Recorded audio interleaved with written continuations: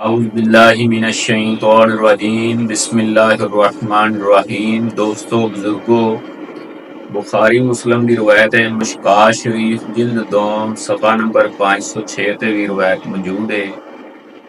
وعن ابی ہریرہ رضی اللہ عنہ قال قال رسول اللہ صلی اللہ علیہ وآلہ وسلم واللہ لا یؤمن واللہ لا یؤمن واللہ لا یؤمن قیل من یا رسول اللہ قال رسول اللہ صلی اللہ علیہ وآلہ وسلم الذی لا یامن جارہ بوائقہ متفق علیہ۔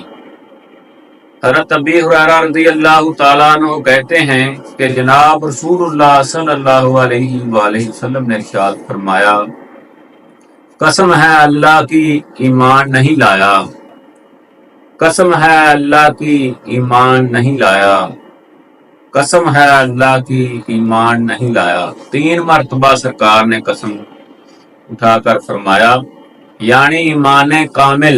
پوچھا گیا یا رسول اللہ صلی اللہ علیہ وآلہ وسلم کون شخص ایمان نہیں لایا؟ تو فرمایا جناب رسول اللہ صلی اللہ علیہ وآلہ وسلم نے، وہ شخص ایمان اللہ تعالیٰ پر نہیں لاتا جس کے ہمسائے اس کی برائیوں سے محفوظ و مامون نہ ہوں، یعنی جس کے ہمسائے اس کی برائیوں سے تنگ ہوں، وہ شخص ایمان نہیں لایا۔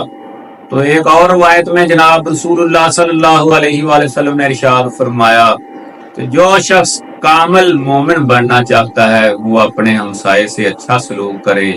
یہاں پر بھی سرکار نے یہی بات فرمائی کہ وہ شخص ایمان ہی نہیں لایا جس کی برائیوں سے اس کے ہمسائے تنگ ہیں۔